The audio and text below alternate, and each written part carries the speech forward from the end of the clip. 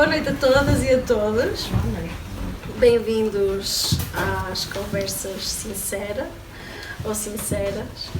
E esta ideia parte de uma coisa muito simples, que é falar de forma honesta com as pessoas que aqui se sentarem ao meu lado. Hoje o convidado é o José Pedro Leite, também conhecido por Zé. É isso, algo boa. Que eu vou esforçar-me por concretizar hoje à noite, ele odeia que lhe chamo José. E o nome deste evento parte de uma coisa muito simples, muito rústica, que é o mito que existe em torno da palavra sincera. Diz-se que nos tempos, nos antigos tempos do Império Romano, se faziam esculturas e depois, para cobrir as imperfeições das esculturas, se passava cera. Até que chegou um imperador, mais ou menos ditador, que um dia disse: não, a partir de agora nós queremos as esculturas exatamente como elas vieram ao mundo, sem cera. Sim, cera. Então é isso mesmo que se pretende aqui, são conversas muito desprovidas de qualquer tipo de pretenciosismo e eu achei que uma boa pessoa para falar nesses termos seria precisamente o Zé Pedro. E vamos, antes de mais, ler aqui. Diz isto. Não, só queria dizer uma coisa, é que não havia imperadores mais ou menos ditadores. Eu acho que eles eram todos os gatunos. Não, os grandes, pronto, e deviam ser uns tipos, salvo uma outra exceção, sumamente desagradáveis. Sumamente. Mesmo. Pronto, e gostavam de fogo alguns, não era? Gostavam de tudo. e podiam gostar de tudo, o problema é esse. Ora bem, uma coisa que me esqueci de dizer. Nós temos ali um porquinho, muito sincero, porque sinceramente estas coisas também são trabalho. Nós às vezes esquecemos que arte, poesia, etc. também é trabalho. Por isso, se vocês quiserem deixar o vosso valor à escolha, deixem-no, é bem-vindo e é sobretudo um sinal honesto de apreciação. E assim, a seguir eu e o José podemos ir beber nos copos, não é? Parece-te bem? E pensar em vocês. E pensar em vocês. Que é a parte, não é? Que é só por isso que nós estamos a pedir, não é por... Então, antes de ler a bio do Zé... Pois vais fazer isso? Claro. Por isso é que te pedi que eu mandasses. Antes de tratarmos dessa parte mais burocrática, vamos então começar exatamente com a leitura de alguns dos seus poemas. Este primeiro é do livro Ascensor de Sombras e diz: sempre uma mulher cantará nos pátios todos do dia, uma canção sobreviva e ubérrima, e nasce aqui uma era, um espinho tempo ao qual eu já não pertenço, e estarei longe, rachando flores e sinos e outros fogos, escrevendo-lhe ainda a rubra fotografia das tábuas de agosto, enquanto incansável ela baterá desfeita em luz a roupa na pedra antiga, e esse som das liras ardentes no ar do poema, e correrá uma vez e outra do tanque à corda onde pendura a rotação do mundo, degolará a galinha, os sacrifícios magníficos, falsificará o passado como um arco, porá ao lume os tachos e o seu cálido coração impressível, lavará a louça, acolherá depois o sono da criança em febre e montará à noite num meteorito de prata e sempre terá fertilizado o fruto, multiplicadas as mãos sobre o sangue e grácil o navio do corpo e poderosas as ancas e enleitas facas, a gesta dos incêndios e plenas de candeias as urzes dos lábios. Jamais partirá, porque há de brilhar nos olhos o fundo do mar e dos turíbulos, o fôlego e o prodígio das paisagens, e cantará ainda pelo tempo fora a mística melopeia dos sargassos. Este foi o poema 20. Para que vocês saibam, este é dos melhorzinhos. 21. Ele planeia a safra, empurra a roda, erige a casa, perde os olhos pelo longe das leiras, remenda e cose os panos, nunca às ausências, e produz morte. Sabe os calcanhares na terra e a enxada descendo, que ficarão por explicar quase todas as perguntas, que é a mesma a boca que bebe e a que urde o grito, que quem conhece os livros se assemelha ao mocho, cavando seus noturnos degraus agudíssimos, que o caminho é a mulher, o pão, o chamamento abismo do poema, que é a espiga e travessia o seu nome, e que deixará senão o luminescente sulco quando sobre ele cair a lei do tempo. Sabe a minúcia da fome dos insetos, o silêncio dos amantes, a atenção do fogo e a precisão do orvalho. E sabe que tudo isso é mais fundo do que um qualquer Deus. E finalmente, o poema 21 de Onde Morrem os Barcos. Este sim é dos meus favoritos. Quer dizer que ela não gostou dos outros, não sei se vocês... Os outros, eu odiei os outros. Só me trouxe por causa deste poema, mais nada. Ensina-te o poema que nunca serão tuas as rosas. Que como as cidades, também o amor se perde. Que a mulher é uma linha rompendo o ar. Que tens sob as mãos uma colina permeada de mortos, que o tempo cai como uma casa imensa.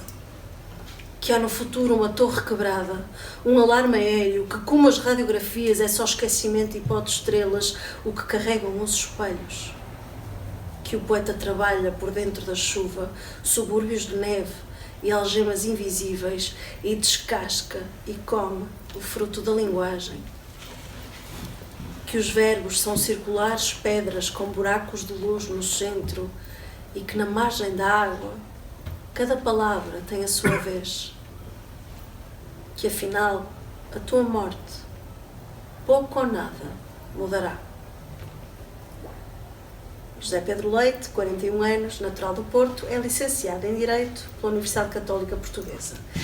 É poeta, tradutor, editor, dedica-se também a cursos de oficinas de escrita no âmbito da poesia, tem publicados 10 livros, todos de poesia.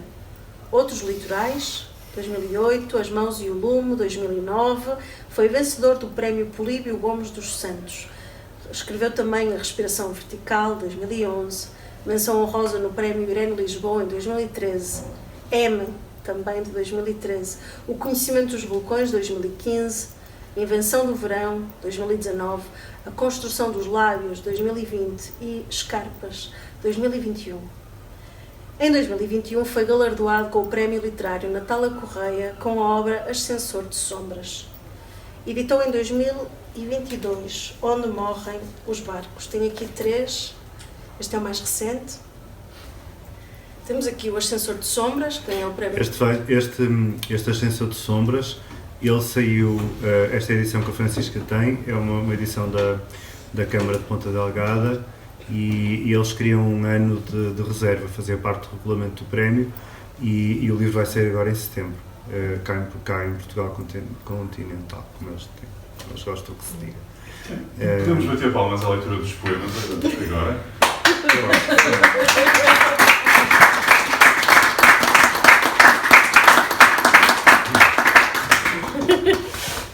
Obrigada ao público entusiástico. E aqui tem A Construção dos Lábios, que é de quando? Que é de 2020, é o livro do confinamento e assim da poética. Muito bem.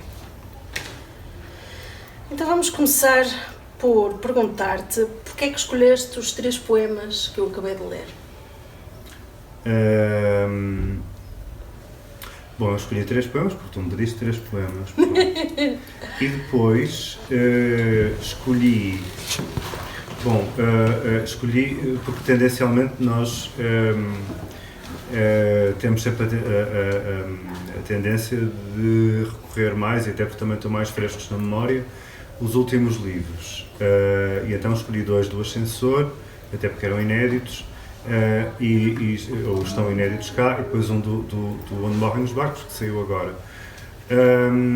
Do Ascensor, eu escolhi este poema da mulher porque gosto muito do poema, acho que é e gostei muito de ter feito, acima de tudo é isso, porque é um poema que tem a ver com os trabalhos invisíveis da mulher, quer dizer, aquilo que ela vai fazendo, bater na roupa na pedra, cuidar da criança em febre, depois também degolar a galinha, tudo isso são sacrifícios magníficos que muitas vezes, e ainda é só a mulher que faz e que não são reconhecidos. E esta foi a ideia desse poema. E depois também pensei, fogo, mas quer dizer, se eu escolho um poema sobre a mulher, também vou escolher um poema sobre o homem. E aliás não é de propósito que o poema vem logo a seguir no livro. O poema da mulher é o 20, o poema do homem é o 21. E é um poema que eu discorro um bocadinho sobre o homem, mas na verdade até fujo um bocado. Depois acabo por falar mais da perspectiva da criação. Primeiro começo a dizer que o homem consegue fazer o bom e o mau, quer dizer, ele tanto faz, mas depois também produz morte. E depois acabo porque na altura estava muito a escrever sobre isto, e depois acabo por falar mais da perspectiva da criação, muito ligado à cena à ideia do cultivo e pronto. E escolhi estes dois por isso. O terceiro que eu escolhi foi o Ensina-te o Poema. Pois, escolhi o Ensina-te o Poema de Onde Morrem os Barcos, que é o último livro, editado pelo Renato, pelo Texto de Sentido. É um belo livro. É um belo livro. Eu escolhi este poema porque me parece que eu nunca tive a pretensão, nem tenho, nem terei, de dar qualquer lição de qualquer coisa, seja a quem for. Até porque eu acho que sei muito pouco disto. E aquilo que eu sei é quase para depois dizer, afinal não era bem assim, afinal não é isso, afinal é outra coisa. E na verdade este poema no fundo acaba por funcionar quase como um sum-up do livro do Onde Morrem os Barcos e daquilo que eu estava a sentir que era o poema e que traziam estes poemas. E no fundo escolhi-o porque é aquilo que eu no fundo que tenho escrito mais recente e que está mais presente e que pronto, e foi por isso. E tu tens de facto muitos poemas meta-analíticos do que é linguagem, do que é poesia, de qual é o ofício do poeta. Sim. Eu peguei de propósito neste poema do Ascensor. Tomem do poeta a insurreição, a liberdade da noite, a larga canção onde se abrem todos os cântaros, a inclemente insuficiência dos relógios, os gatos em suas atrozes e atentas ofrendas de imóveis lumes, a púrpura em garra da flor que ofusca, a magnitude das praias, o ventre em sangue.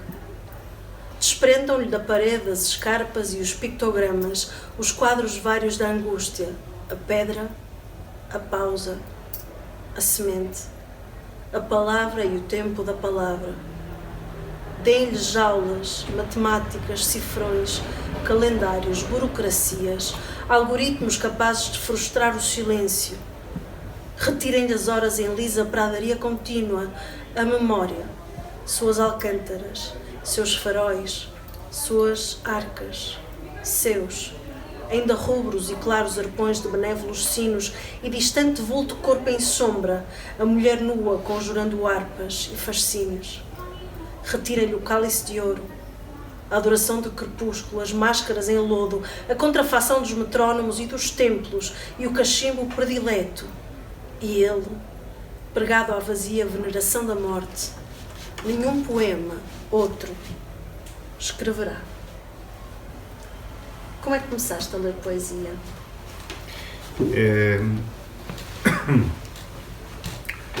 Olha, eu comecei a ler, claro, comecei como toda a gente a ler poesia na escola e a não gostar também. E isso é uma coisa que eu ainda hoje acho. O programa de literatura de português não está feito para que os miúdos gostem de literatura. Mas isso é outro assunto e isso dá pano para menos. Mas também podes falar disso. Mas também podemos falar disso. E comecei a ler na escola e eu lembro-me que eu não gostava da maior parte das coisas que lá se davam.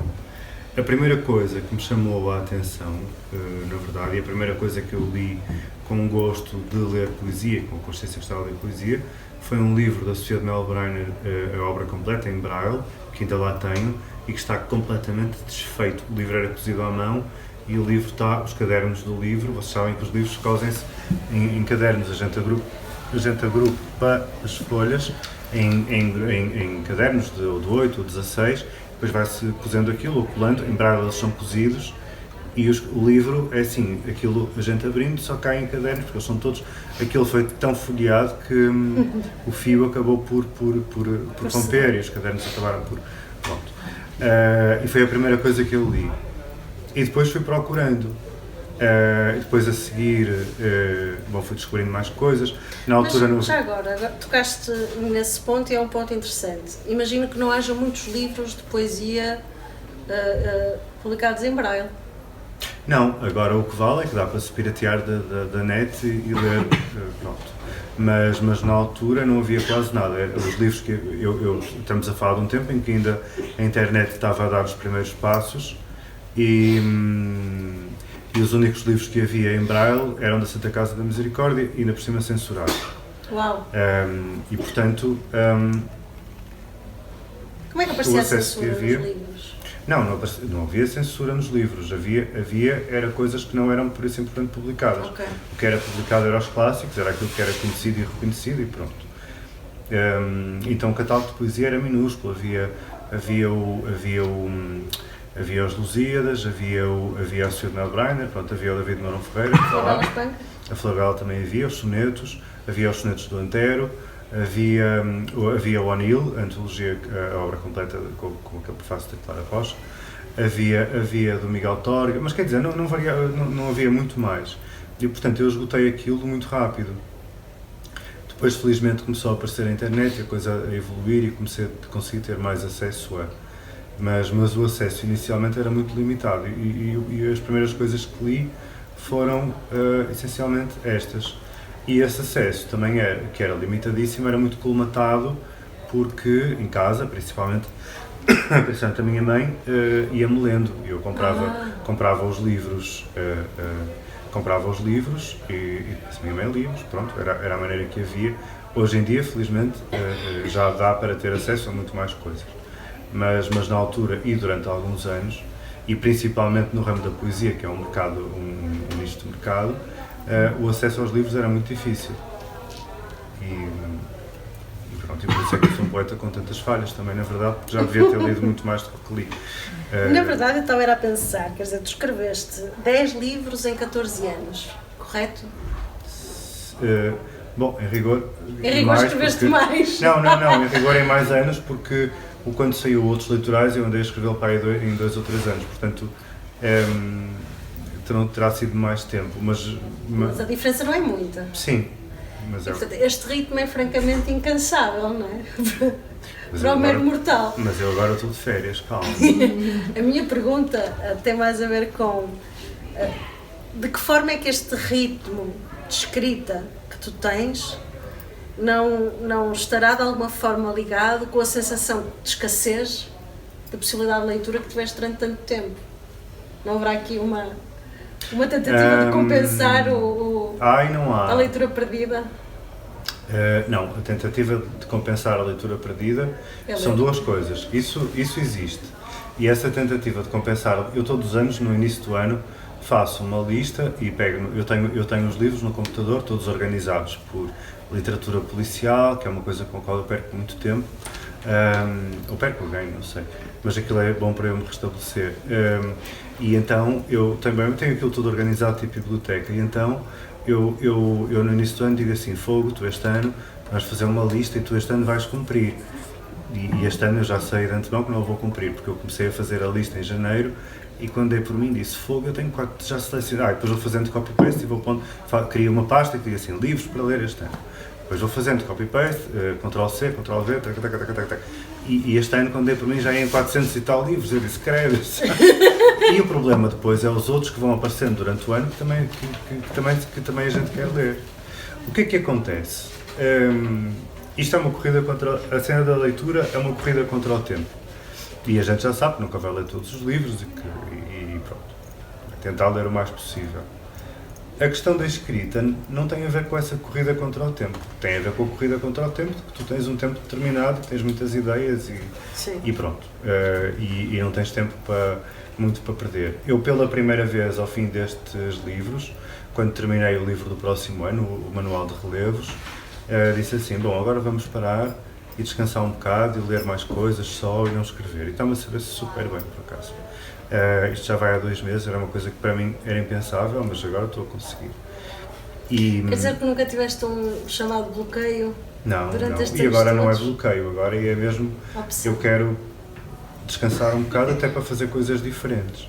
Mas na verdade, a corrida contra o tempo não é essa. Eu tenho um desespero, não é um desespero, mas é uma coisa que eu detestaria que me acontecesse, que é que eu penso muitas vezes nisto, isto é um bocado doentio, mas é verdade, que é assim, eu penso, quando eu quinar, pelo menos que seja com um livro feito, eu detestaria que acontecesse com um livro a meio de um livro. E que estava a pensar, se for por um, já estás à vontade. Não, mas eu gostava de ter aquilo tudo terminadinho, dizer, deixou aqui o último livro e foi.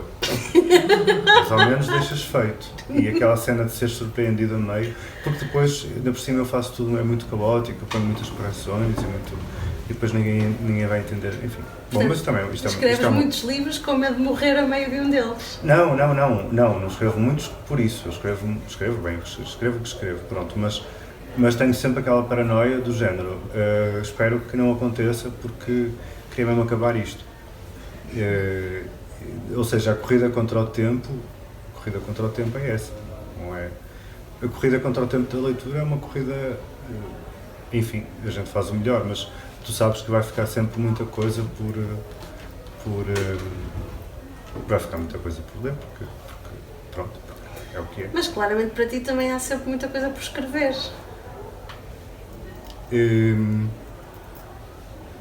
Não há por escrever, sei, eu acho que há muita coisa para ir escrevendo. Por escrever é o que me for dando na telha. Eu vejo um bocado os livros como projetos. Eu tenho um conceito e tenho um livro. Ok.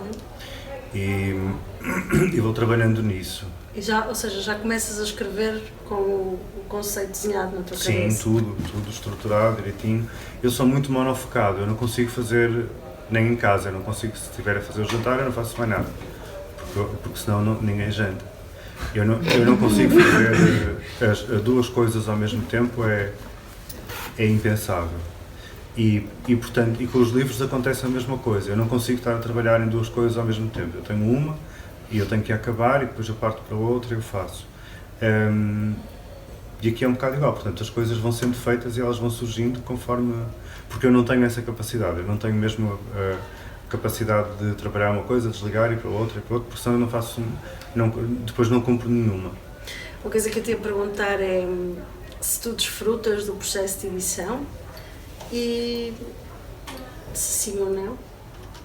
E independentemente da tua resposta, porque ele é necessário, o que é que te chama a atenção quando estás a editar, seja um livro, da sua estrutura global, seja um poema revisto, o que é que te chama a atenção? Que aspectos é que achas necessários trabalhar quando tu pegas? É assim, eu também sou editor e, portanto, eu gosto muito do processo de edição. Claro que a parte do processo gráfico há uma parte que me passa necessariamente porque eu não a vejo e, portanto, eu tenho que confiar, mas eu sou muito obsessivo nas revisões e tanto nos meus livros como nos livros dos outros, mas é uma coisa que eu gosto muito. Aliás, tirando a parte de escrever, talvez seja o trabalho, não é o trabalho que eu mais gosto, mas talvez seja a terceira coisa que eu mais gosto.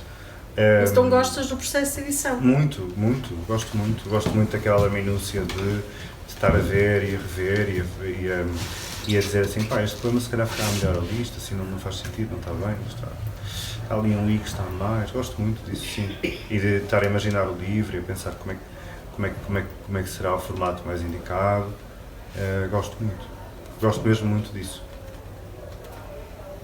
Muito bem. Queres-me explicar como é que foi dividido aqui o Onde Morrem os Barcos? O Onde Morrem os Barcos... Isto vai ser horrível, mas tens que me relembrar. Espera aí, agora deu-me no branco. Merda, eu sabia que ia acontecer, ia haver uma pergunta Porque tu tens, está dividido Isto em começa uma, com duas, três partes, secções, não é? Cada um Luz com de 22 setembro, poemas. Estás a ver como sabes? Ok. 22 poemas cada um, então isso foi pensado. Sim, 6-6 é alguma chamada do Eu diabo? já explico. Não, eu já explico. Ok. Ora, Luz de Setembro, relembra-me só os outros. Matéria Arder, onde tens aqui uma citação do Rui Costa. Costa. Tens Onde Morrem os Barcos, Matéria de Areia, Matéria de com Arder. Hugo Moneda. E depois E tem depois- qualquer coisa do som, não é? Matéria de Som, Matéria de a som, Cinza é e os isso. Sinos. É isso. Com o João Pois. Tordo. Ok, já sei explicar. Pronto. Então isto é assim. Eu divido. Primeiro eles têm 22, as minhas partes dos livros têm sempre 22 poemas porque eu gosto muito da cena do tarot, da simbologia dos arcanos maiores. Eu não ponho cartas, nem tenho uma bola de cristal em casa porque senão estava riquíssimo, mas gosto muito da simbologia daquilo. E então a divisão dos 22 vai sempre no correr desses símbolos. Isto são 3 matérias. É uma matéria de areia, é uma matéria de som, é uma matéria de arder, é sempre um diálogo entre memória, entre a força do poema dito. A última parte, principalmente, a matéria de som, tem muito a ver com a cena do poema dito e com a força que o poema tem que ter e com a sonoridade do poema.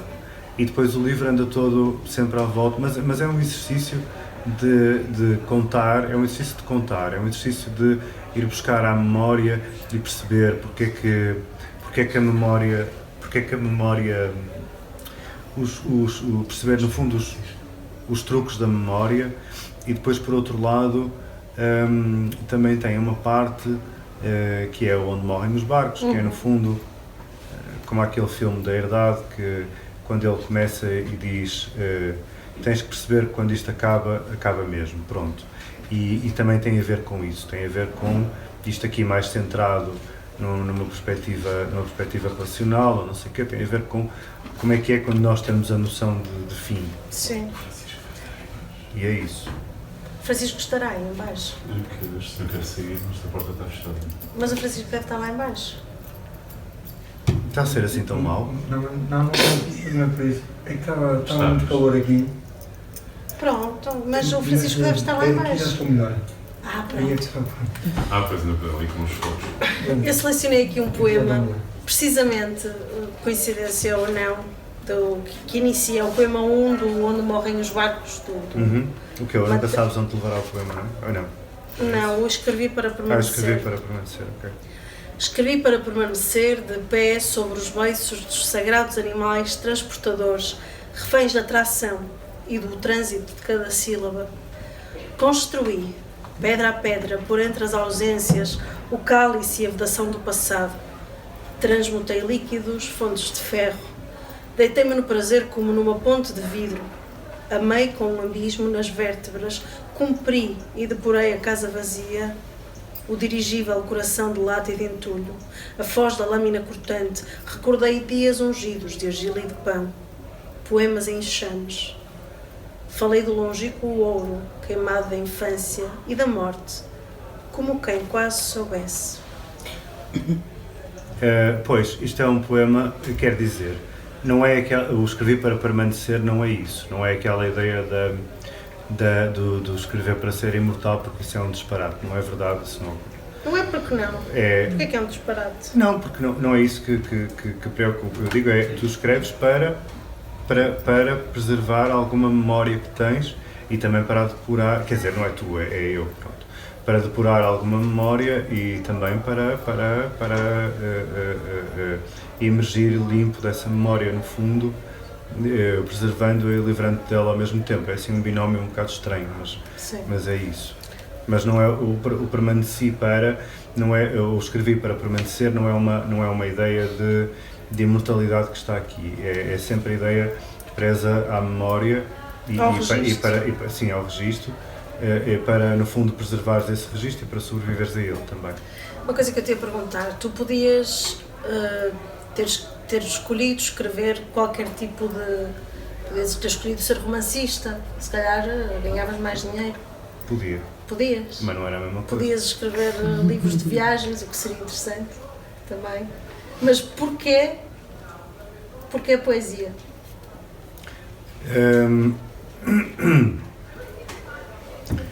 Porque, na verdade, o exercício de escrever o poema é aquilo que eu mais gosto de fazer. Ando a adiar, sine dia, a ideia de escrever um romance, que vai acontecer, mas eu, das vezes em que tento fugir da poesia, depois vem uma ideia, digo assim, ok, só mais este, e depois eu faço. E depois termino o livro, e depois penso assim, bem, agora vai ser o romance, e depois vem outra ideia, e ok, só mais este, e depois eu faço. Eu comecei a escrever poesia porque é aquilo que eu mais gosto e é aquilo que o género que quanto a mim mais dá para brincar com a plasticidade e com a subjetividade da palavra. Agora, o romance eu espero que tenha tempo e que venha, mas tenho-os escritos e estruturados na cabeça. Agora, o problema é que a poesia não me eu depois, quando penso em começar, depois tenho uma ideia e penso assim, tenho que fazer isto primeiro e depois eu... É isso, quando estiveres pronto manda e manda. Pode? Quando estiver pronto, não se esqueça. Isto é eu.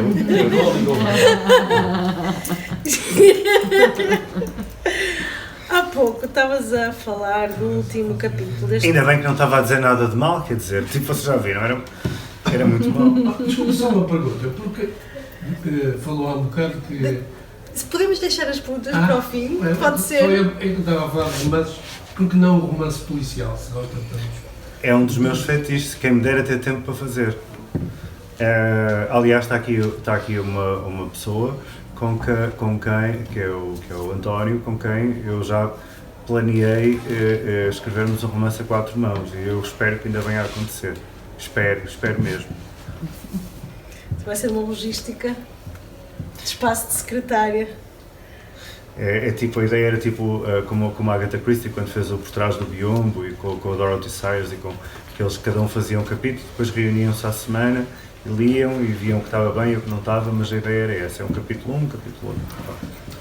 Uma coisa que eu te queria perguntar, tu há pouco falaste sobre a parte da cinza e dos sinos, a matéria de som, a terceira parte aqui do Onde Morrem os Barcos, e disseste que pensaste neste último capítulo, nesta última secção, baseando-te muito na questão sonora dos poemas. Eu imagino que isso para ti, considerando que cresceste a ouvir a tua mãe a ler-te poemas, imagino que a questão da sonoridade e do ritmo seja fundamental, mas tu já te estás a rir. Não, o que é que tu vais dizer?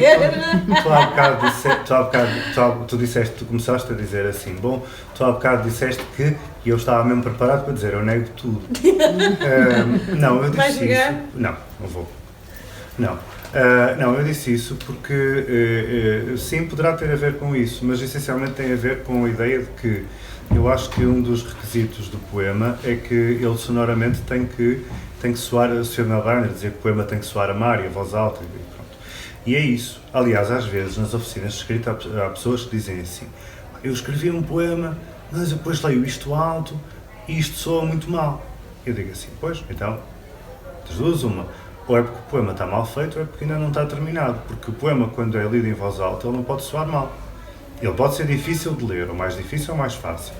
Mas ele não pode soar mal, porque a característica do poema é não soar mal.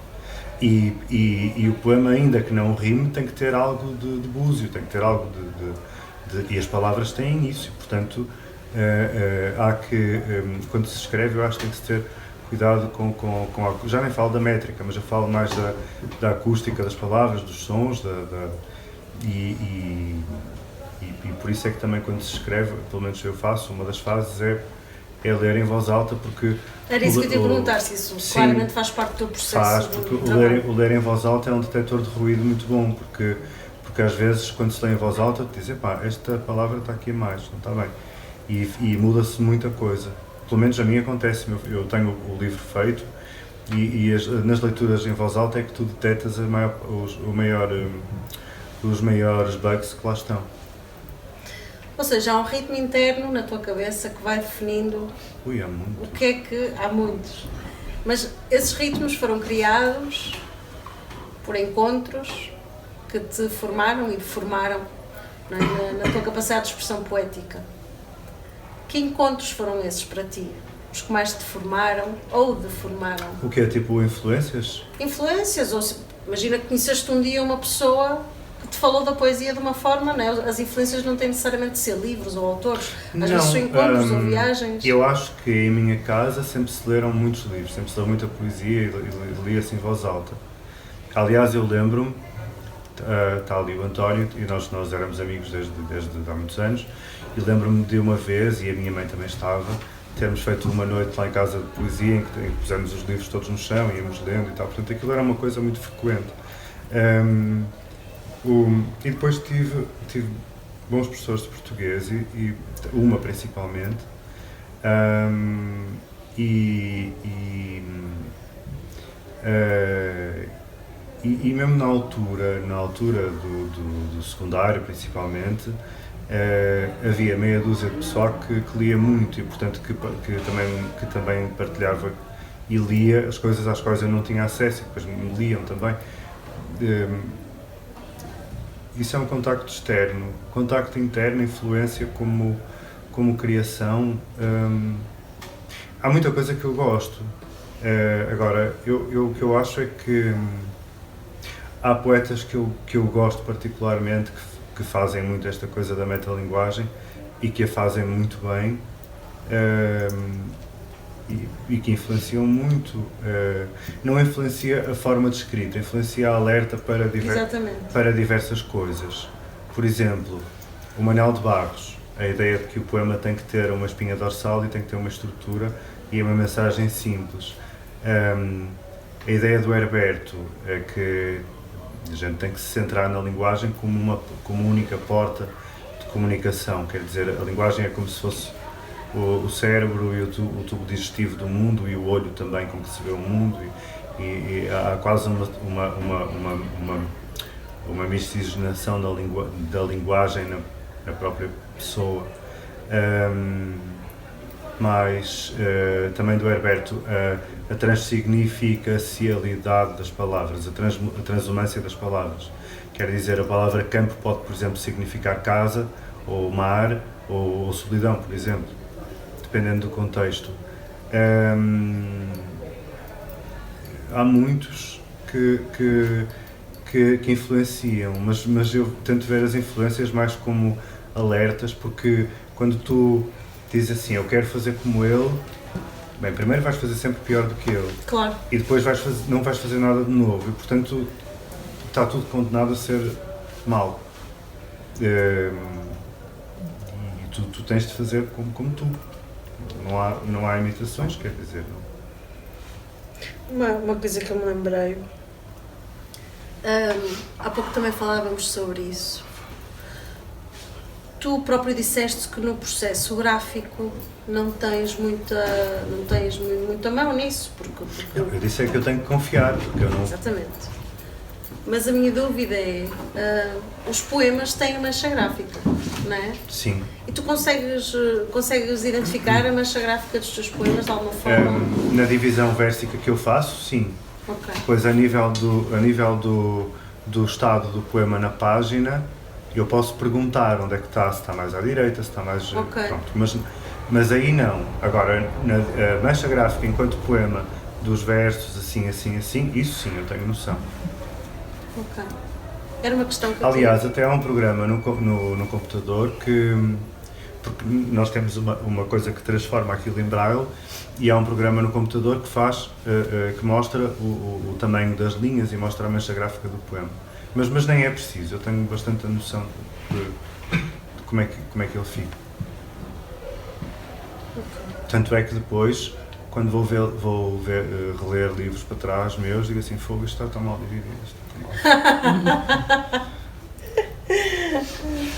Olha uma coisa, tu disseste que um poema surge, um livro surge para ti já com uma ideia na tua cabeça. Uhum. Como é que como é que tu crias a tua oficina de escrita? Tens um hábito diário? Tens algum tipo de... A minha oficina para mim. Sim, sim. Tenho. Depois já falamos das outras. Tenho horário. Tenho horário, quer dizer, basicamente eu tenho muito pouca. Eu quando estou a escrever, geralmente acordo, eu durmo pouco e mal, e acordo cedo. Ótimo para escrever. É isso, vou andar a pé e depois venho e depois tenho um período do dia que é para ler e depois outro para escrever. Depois passo à tarde, depois eu janto e depois há dias em que é para ir beber copos e os que não é para ficar a trabalhar pela noite de fora. E trabalho uma quantidade de horas assim de seguida muito... Pronto. Mas geralmente há sempre uma medida de horas que eu divido entre ler e escrever e depois quando o livro está mais ou menos feito, depois é a fase da carpintaria, de ir ler tudo para trás, dividir, tirar, colar, cortar, pronto. Tirar. Mas é sempre uma gestão entre tudo o que tens de fazer e o teu trabalho, o que paga as contas e... Eu não tenho trabalho nenhum, não pago as nenhum contas, trabalho. tirando alguns quando é mesmo preciso, porque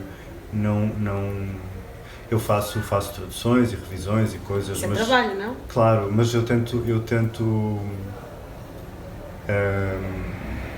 trabalho essencial mesmo, porque é aquilo em que eu quero ocupar o meu tempo e fazer, é esse. O resto das coisas, eu tento que elas existam, porque têm que existir, mas tento que elas me tirem o menos tempo possível. Então tu aqui na verdade subvertes o conceito de trabalho, ou seja, para ti o trabalho é a poesia e o resto é o que tem de ser. Não, o resto é trabalho, mas tem que ser, isto é trabalho, que é o que eu gosto, mas é trabalho na mesma, claro. Outro tem que ser, sim, se eu pudesse, se me disserem assim, tu fazias revisões de livros, nunca, jamais, em tempo algum, e fazias traduções, as que eu gostasse até fazia, e edição, o que eu gostasse também fazia, pronto.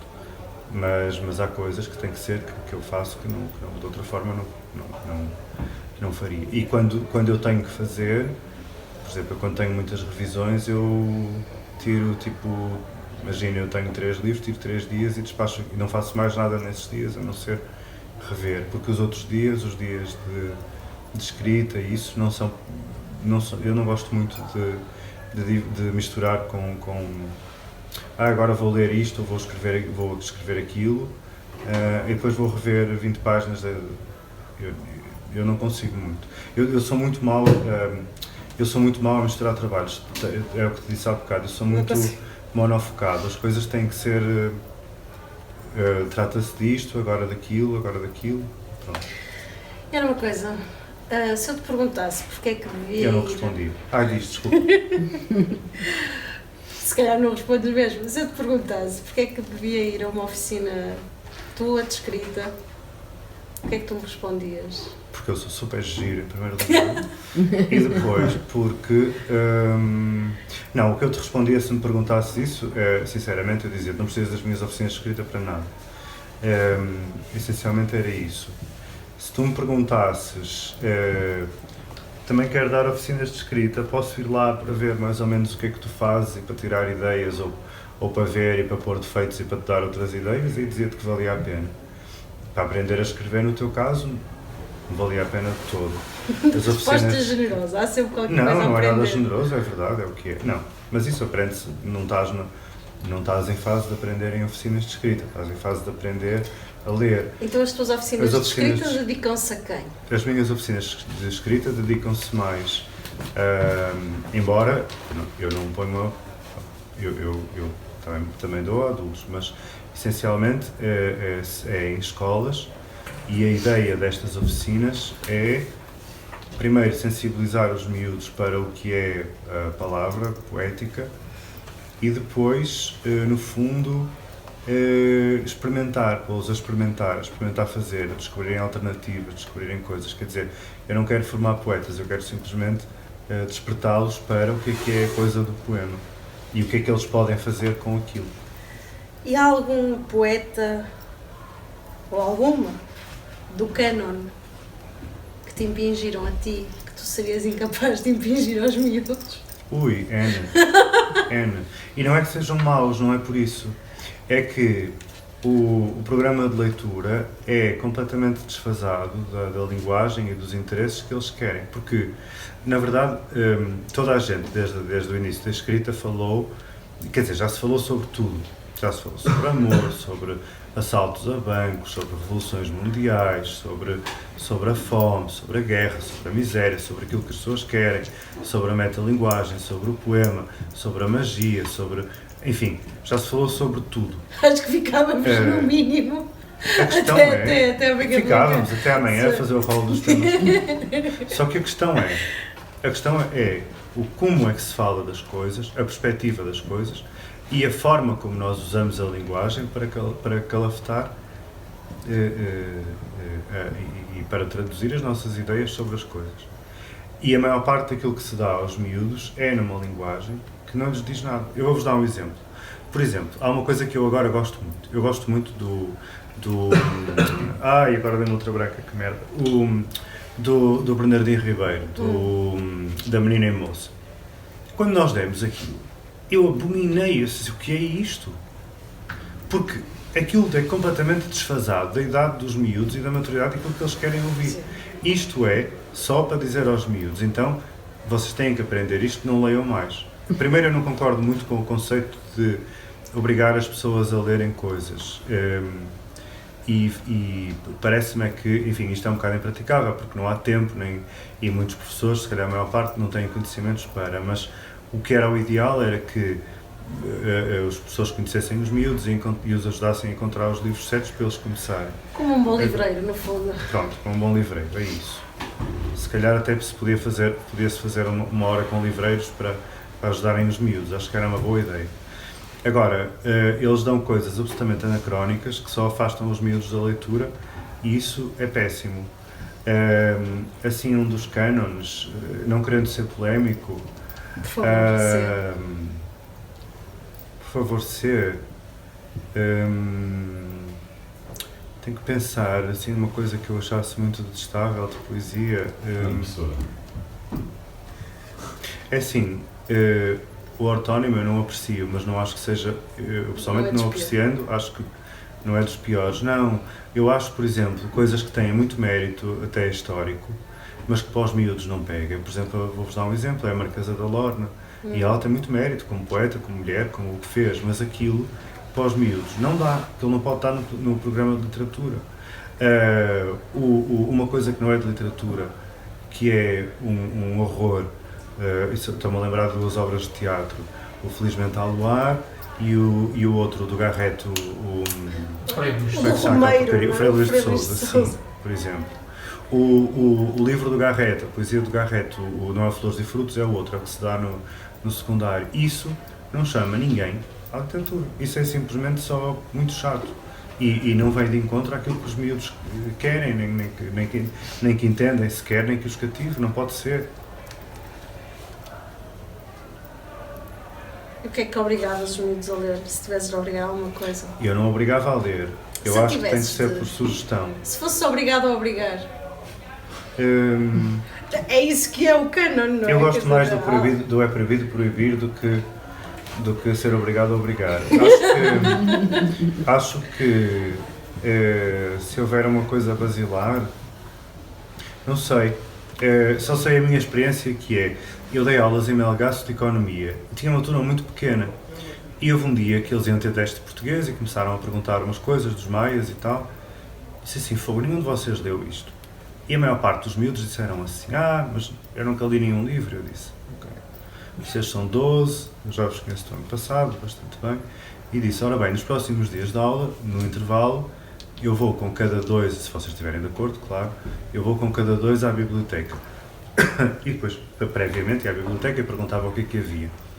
E ia lá, imaginem, com a Marta e com mais não sei quem, dizia assim, ora bom, o que é que tu gostavas de ler se fosse? Mas eu já tinha visto mais ou menos, E depois lá fui encontrando livros para eles. E não foram todos, mas nestes 12, 5 ou 6, depois lá foram lendo mais ou menos regularmente.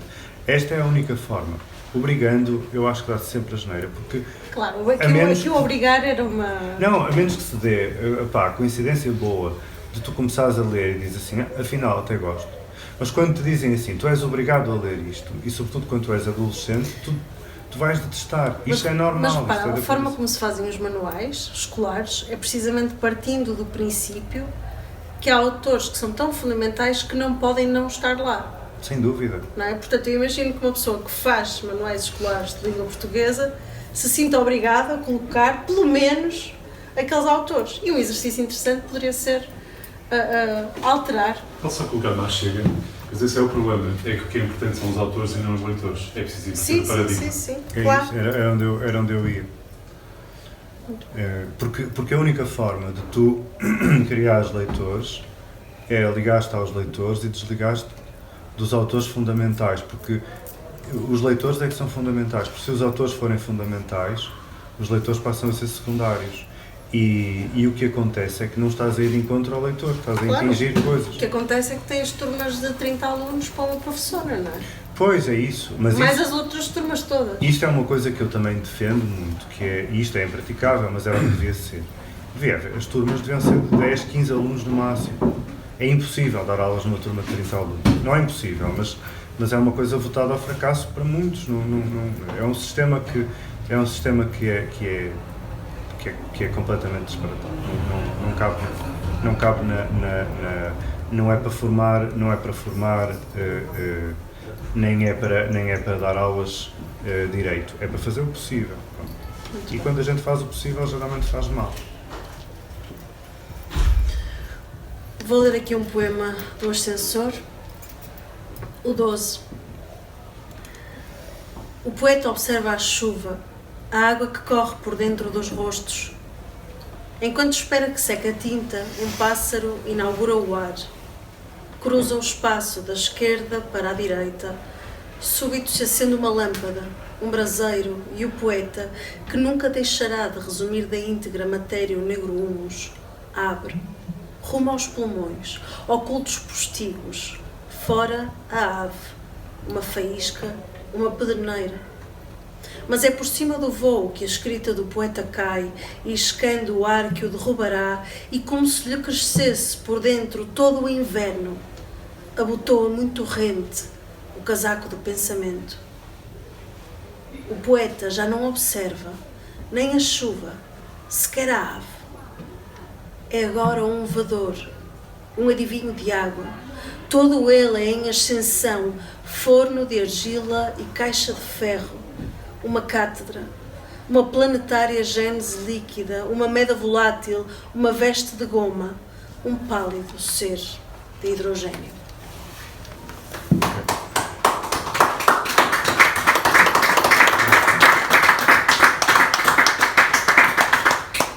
E eu ia perguntar-te, isto fui ler na internet. A sério? Fui ler na internet, não o poema, o que estou a dizer agora, o poema ali do livro. Ok. O júri do Prémio Natália Correia justificou para dizer porque é que tinham escolhido para o prémio que este livro apresentava uma arte poética que propõe uma reflexão sobre a própria poesia e que inspira um novo começo para a humanidade. E eu ia-te perguntar, primeiro, se acreditas na humanidade e, segundo, se acreditas mais na poesia ou na humanidade? Ora bem, eu acredito em ambas as coisas, não acredito numa coisa sem a outra. Eu não acredito na humanidade sem poesia, não acredito na poesia sem humanidade. Por mais difícil que ela seja, mas não acredito na poesia sem humanidade, mas também não acredito na humanidade sem poesia. Ainda outro dia li um livro do Paulo Moraes, que era O Último Poeta, é um livro, uma distopia, no fundo, e isso seria terrível. Eu acho que a poesia é uma condição sine qua non para nós existirmos e para nós existirmos bem. É quase um ato de higiene, no fundo. Não consigo descentrar uma coisa da outra, na verdade. Acho que é mesmo necessário, é imanente, tanto é que ela existe desde o princípio dos tempos e continua. Hoje estávamos a falar daquela que tu me disseste que teria sido a pior entrevista sobre poesia que alguma vez ouviste. Queres falar-me sobre ela? Mas eu não disse nesse sentido. Calma, responde e depois contradiste. Ok.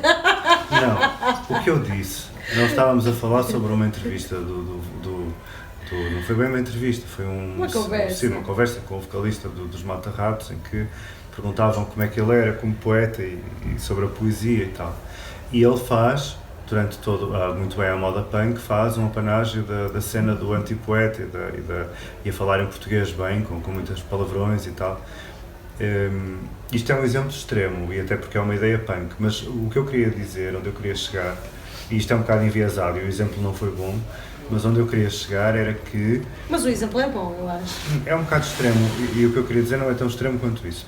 Onde eu queria chegar era que nós temos aquela ideia de que os poetas é que têm aquela ideia de eu sou... E eu dirijo-me aos leitores que eu tenho, que são imensos, e digo, pasme-se com a minha... pasme-se como eu consigo...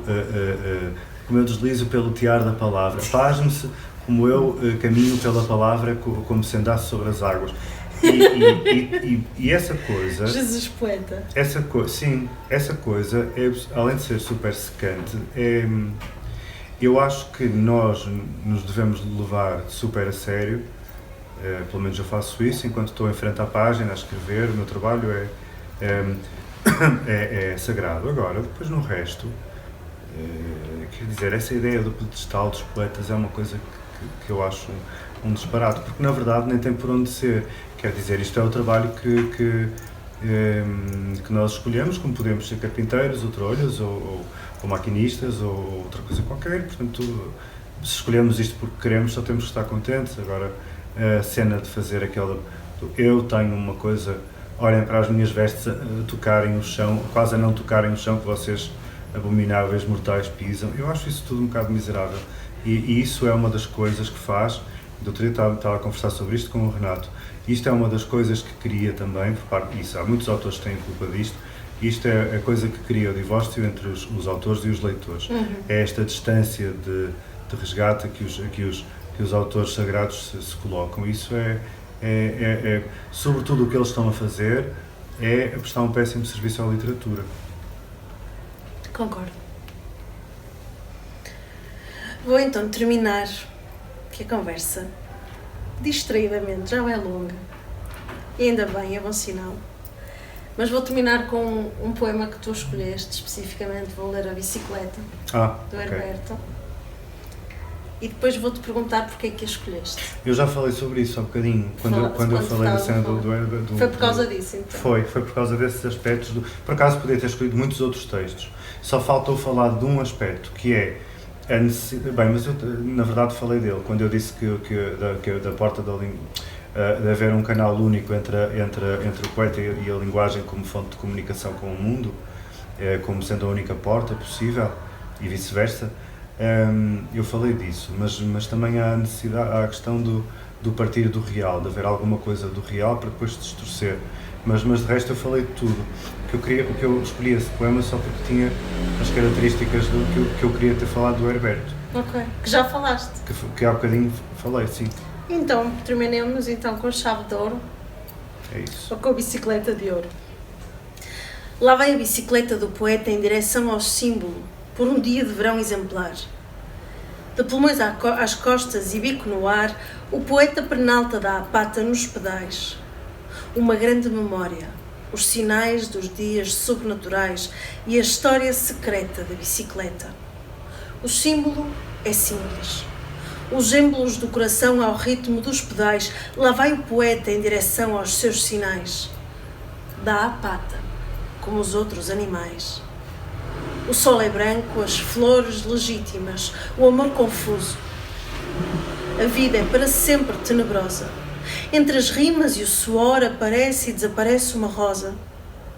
No dia de verão, violenta, a fantasia esquece.